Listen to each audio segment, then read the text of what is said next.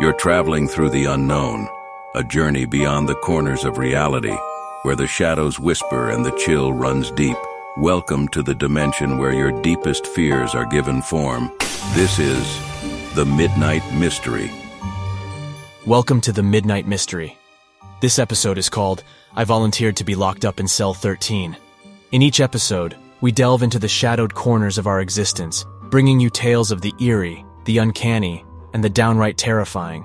From the realms of the supernatural to the depths of the human psyche, no stone is left unturned, no dark secret left hidden. As the clock once again draws near midnight, prepare to embark on another adventure into the uncanny, the eerie, the horrifying, the midnight mystery. I've always been drawn to the mysterious, the unexplained. My name is Jonathan Briggs, or just John to those who know me well. I've worn the hat of a detective for the better part of my life, delving into the darkness to shine a light on truths others fear to confront. I've stared into the abyss more times than I can count, and it's looked right back at me. But what I encountered at Cell 13 was unlike anything I had ever come across.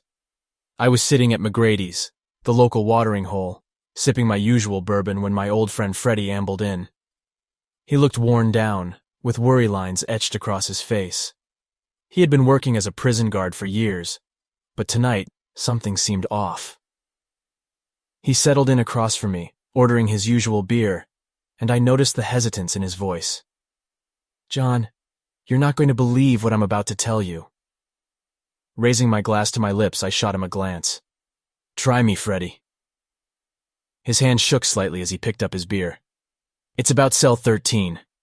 Inmates, they don't survive it." The bourbon burned a little harder going down. "What do you mean they don't survive it? Accidents? Fights?" He shook his head. "No, nothing like that. Every person we put in there, John, they die, within a week, every single time." I raised an eyebrow. "And what's the cause?" He blew out a breath. "That's just it. Autopsies show only natural causes. But it's not right, John.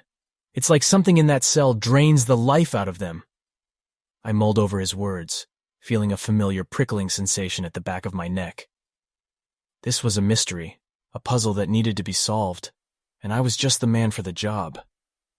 "But why come to me with this?" I asked, looking at him. "Because you're the only one who'll believe me," he said, meeting my gaze. "And maybe you'll find out the truth." For a moment we sat in silence, each lost in our thoughts. This was a death sentence we were talking about, not just a cold case file to be dusted off. But the challenge was too enticing, and the thrill of solving a mystery was an itch I just had to scratch. I finished my drink, placing the empty glass on the table with a soft clink. "All right, Freddie, I'll look into this. Let's see what Cell 13 is hiding." Little did I know my promise would lead me into an abyss even I couldn't have fathomed. An abyss full of despair, agony, and an entity born from centuries of abuse. But that's a story for another time. For now, all I knew was that I had a mystery to solve, and I was not going to back down. Following our conversation at McGrady's, I couldn't shake off the chill that Freddie's story had left behind. Like a hound on a scent, I was drawn to the mystery surrounding Cell 13. Every stone I unturned, every corner I peered into only served to deepen the enigma. I dug into the prison's history, uncovering facts buried beneath years of forgetfulness and fear. As I delved deeper, a ghastly truth emerged. The prison was erected over a mass grave dating back centuries, a final resting place for souls forgotten by time, a ground steeped in despair and pain. It was a revelation that sent shivers down my spine. I found myself at Freddie's doorstep one evening, papers in hand. His face turned ashen as I revealed what I'd discovered. "Freddie, the prison, it's built on a mass grave." His eyes widened. A look of terror flashed momentarily. "John, that can't be good." "And it gets worse," I continued, a lump in my throat. "I think the entity in Cell 13 might have something to do with those tormented souls." He rubbed his temples. "John, you've got to let it go. You've dug enough. I shouldn't have brought you into this." But backing down was not my style. The mystery was a knot that had to be untied, and I was the only one with fingers nimble enough to do so. "I need to get into that cell, Freddie." He looked at me as if I'd grown two heads. "Are you insane, John? That's a death sentence." Maybe it was, but I was too far in to turn back. It's a risk I'm willing to take. After much debate and resistance, Freddy, albeit reluctantly, agreed to lock me in cell 13. The morning I was to enter the cell, I looked at the mirror and found a man ready to confront his destiny. I left behind my wallet, watch, even my badge, taking with me only a pen and a notebook, my weapons to fight the unseen. The prison was hauntingly silent as I made my way through its cold, gray corridors towards the infamous cell 13. Freddy was silent, his face grim as he unlocked the door. The cell was chillingly bare, a cold slab of cement for a bed, the echo of despair in its silence. "Last chance to back out, John," Freddy warned, his hand shaking on the key. I looked at him, a smile of grim determination on my face. "It's not in my nature, Freddy." And with that, I stepped into the cell, the heavy door closing behind me with a resounding clang. I was now alone with the mystery of cell 13. What lay ahead was a journey into the unknown, one that promised a chilling truth. But for that moment, I was just a man with a pen, a notebook, and a resolve that was as immovable as the cell walls around me. The first couple of days in cell 13 were unremarkable, almost disappointingly so. The only company I had was the chilling emptiness and a strange sense of dread that hung in the air like stale perfume. The temperature in the cell fluctuated erratically, a shiver of cold one moment and a sudden wave of warmth the next. Shadows seemed to sway and dance in the corners of my eyes, yet when I turned, nothing was there. Late into the night, I'd hear faint scratching sounds, like skeletal fingers clawing at the stone walls. "Day 3, I'd say out loud, the words echoing off the bare walls. And the only thing I have to report is goosebumps and a chill up my spine. But as the days wore on, the cell began to show its true colors. Sleep became a haunted journey into the past. Every time I closed my eyes, I was transported to a time of horrific abuse and despair. In my dreams, I could see them, the forgotten souls buried beneath this prison. Men, women, children, their eyes vacant, bodies emaciated. Shackled and broken, they were subject to unspeakable cruelties, their pleas for mercy swallowed by the cold, unfeeling night. Their anguished cries echoed in my ears, their despair seeping into my very bones. One dream was particularly vivid. A woman, no older than 30, her back against the cold stone wall, her face the epitome of hopelessness. I reached out to her, but my hand went through her as though she were made of smoke. "Why are you here?" I asked, my voice barely a whisper. She turned her haunted eyes towards me. "We're trapped, tortured. We can't move on." "Who did this to you?" She merely pointed upwards, towards where the prison would have stood centuries later. Her answer hung heavy in the air. "Them. They who hold power. They who show no mercy." Each night brought a new face, a new story of despair and abuse. I noted them all down in my notebook, my pen scratching against the paper, a silent testament to their untold stories. Day after day, night after nightmare-filled night, I bore witness to the agony of the forgotten, the lost, the damned. My heart weighed heavy with their despair, my mind teetering on the edge of understanding the true nature of the entity in cell 13.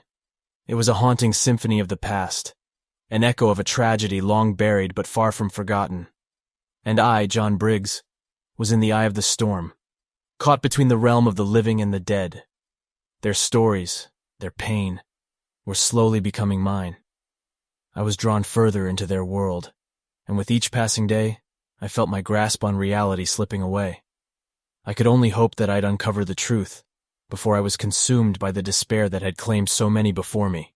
The 5th day in cell 13 started like the ones before, but as night fell, a heavy sense of foreboding washed over me. The air turned icy, the shadows deepened, and the world beyond the cell walls seemed to fade away.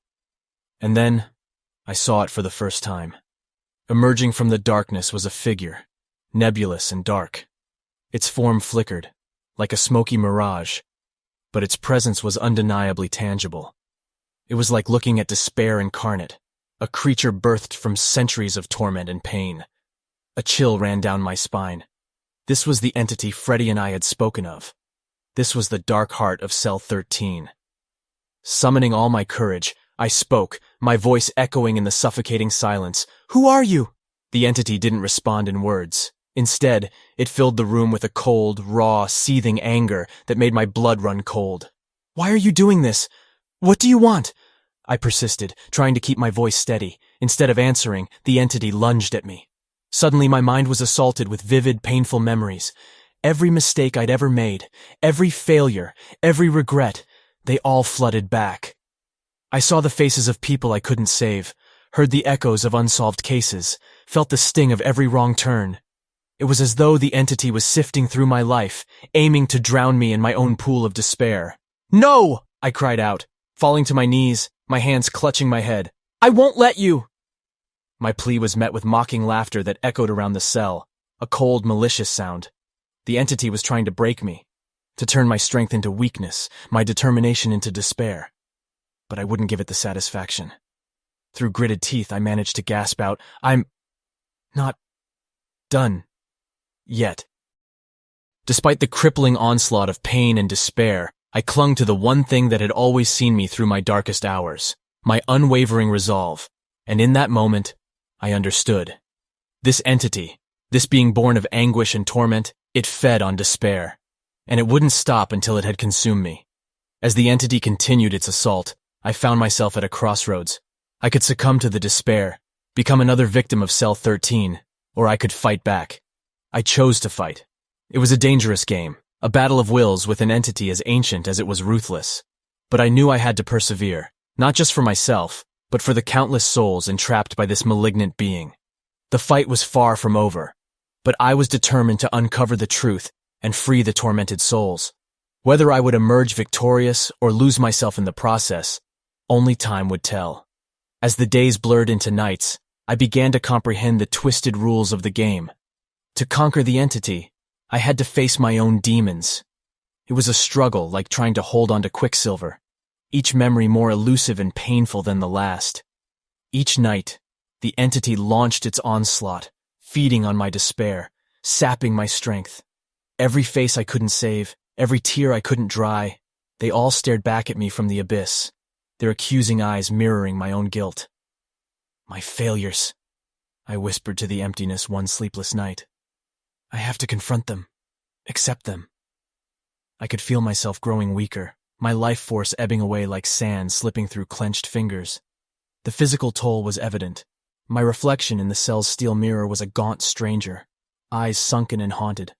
Coughs racked my body, each one leaving me a little weaker, a little closer to becoming another victim of Cell 13. But my resolve was unwavering. Time was running out, but I couldn't give up just yet. Pulling out my worn notebook, I painstakingly noted down everything, every encounter, every revelation. My shaking hand wrote down each chilling encounter with the entity, the stories of despair, my conclusions. I sketched the nebulous entity as best as I could remember, its smoky, haunting presence forever imprinted in my mind. The hardened guard swallowed, a lump in his throat. He's gone," Jerry's voice echoed in the eerie silence. The notebook, lying just outside Cell 13, was discovered soon after. Jerry picked it up, curiosity overwhelming his sorrow. Flipping it open, he began to read my words, my experiences, my conclusions. The horror began to dawn upon him, each word, each sentence illuminating the entity's darkness. Jerry took the notebook straight to Warden Henderson. The warden, a stern, no-nonsense man, read my testament in his office, Jerry waiting anxiously. As Henderson read, his face turned ashen, the blood draining from his features. "My God," he muttered, his voice a whisper. "What have we done?" He called an emergency meeting, sharing my experiences with the entire prison staff. As he read my words aloud, the room plunged into silence, the chilling truth sinking into their souls. "Jonathan Briggs," Henderson began, a haunted look in his eyes. "Our friend, he sacrificed himself to uncover the truth of Cell 13. This is not just a cell. It is the abode of a malicious entity, born from centuries of despair and torment." His voice echoed in the silent room. "We've been putting men into this cell, feeding them to this monster." Henderson slammed his fist on the table. "This ends today. Cell 13 is to be sealed off immediately." And so my demise led to the end of the horrors of Cell 13. The cell was sealed, my sacrifice serving as a grim reminder of its dread. They finally understood the true nature of Cell 13. the truth I had given my life to uncover. I had faced my end in that cursed cell, but I had ensured that I would be its final victim. I hope you enjoyed our episode. I'd like to extend a heartfelt thanks to you, our brave listeners. Your presence in this shared journey into the unknown is what fuels our stories. Your fascination is our motivation. Did this episode send chills down your spine? Leave your comments, share your thoughts, your theories, your own midnight mysteries. Your feedback is the beacon that guides us through the uncharted territories of our stories.